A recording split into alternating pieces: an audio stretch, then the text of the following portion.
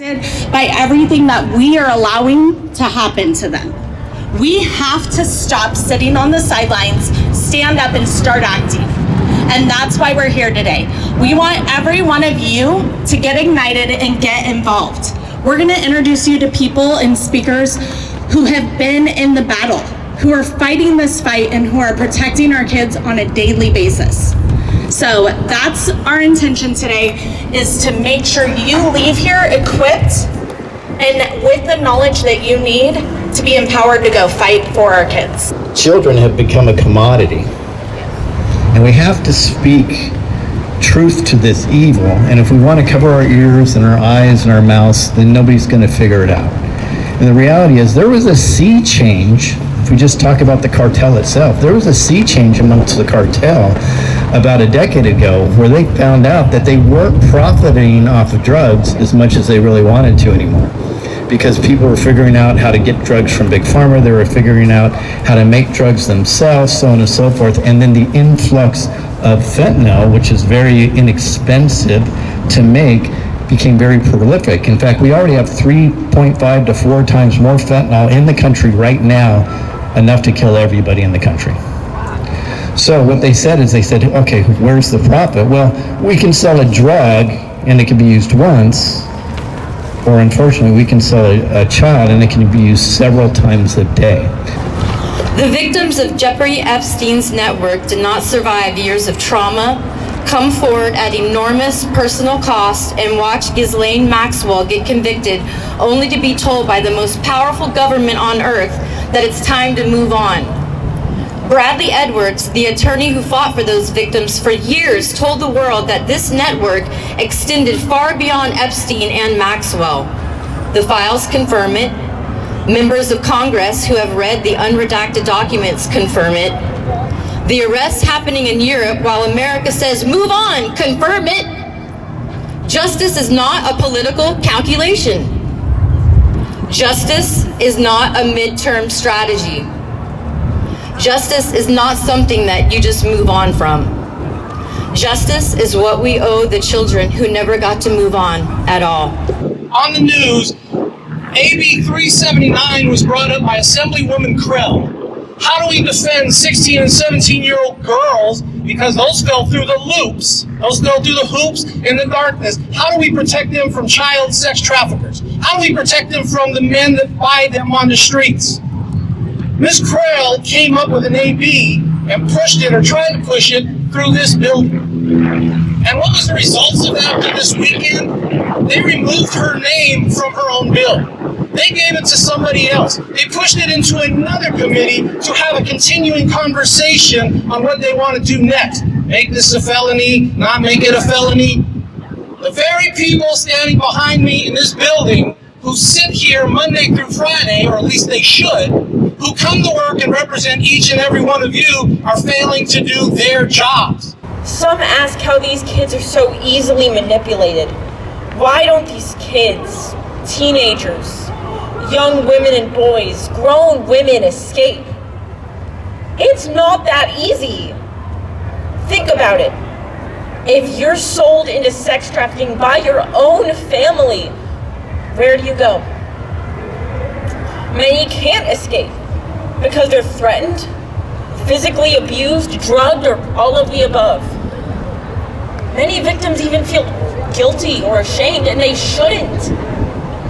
It's not their fault. Sex traffickers use psychological manipulation, coercion, fraud, and they especially target those that have no support system. They lure victims on the internet, in schools, malls. They could even be your neighbor. My name is Wendy Huang. I'm a candidate for the United States House of Representatives in California's 14th District. We can no longer ignore the disturbing realities revealed through the Epstein Files. Beyond the horrific abuse itself lies a deeper crisis.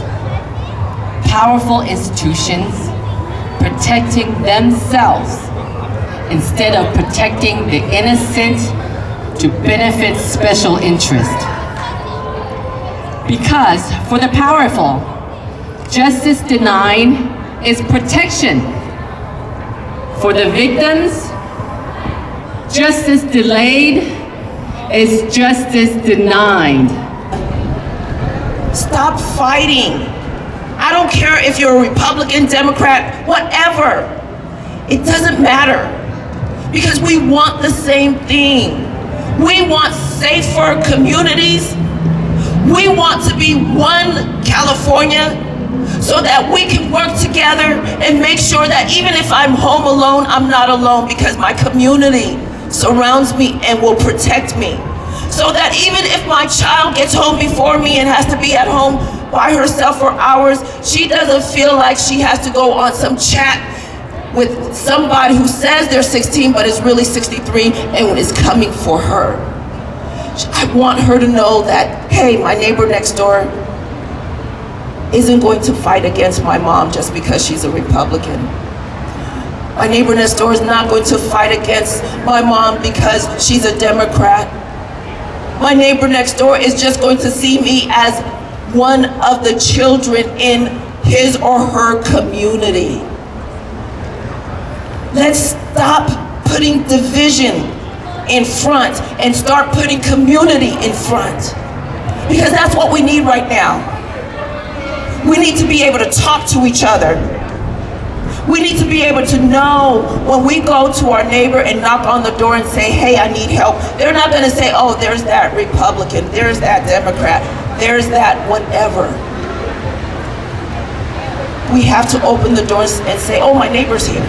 How can I help? I'm gonna tell you how you can help.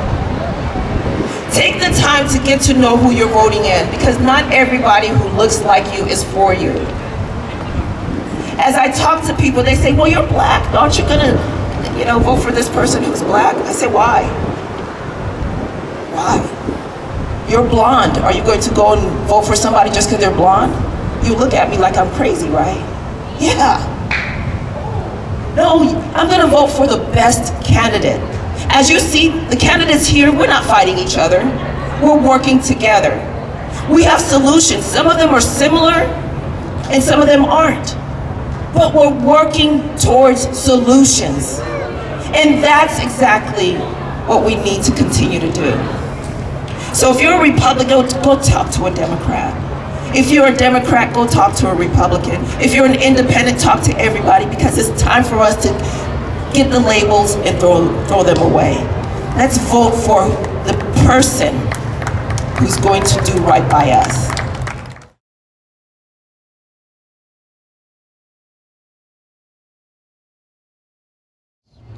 We the people must pressure and pressure and pressure. And that's the only way that this is going to happen. And it's constant talk on the subject, and I don't really give a damn how uncomfortable it makes somebody.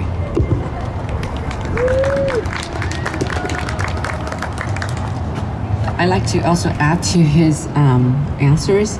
It is true. I totally believe this is a system to compromise our leaderships across all sectors of the American institution, from education, political, financial, in business, everything, to corrupt them. And that's nothing new under the sun. Honey potted or money pot. They'll try to do that to everybody. And this is how when you expose someone, they will say, well, they're doing the same thing too. So if there's a force behind this kind of compromising the decision makers of our policies, they will try to compromise everyone, and they will still try to trap everyone. And I like how he said, it's up to we the people, because we are the sovereigns. We're endowed by our creators with inalienable rights, and we have to start getting involved in local politics. Politics is local. That's where you can influence local leaders and make them select ones that are trustworthy, have courage, and also able. And also the most important, in order to do this, you have to fear God. If you don't fear God, you know what, everybody will do whatever they want. So get involved locally. Primary, June 2nd is the most important election right now before the midterms, because this is where you select whether you are backed by establishments, or by the establishment political ecosystems of their consultants or connections, and or by actual grassroots. So this is where how you have to get involved. Support local candidates in your area, and help them to get elected, and that's how you can change from the grassroots ground level all the way up. And like I said, everybody is in there because they try to compromise everyone, but not everybody is compromised. And if you see who benefits when they attack certain people, you'll know. And we the people are always the biggest loser, so we have to take action now. Thank you.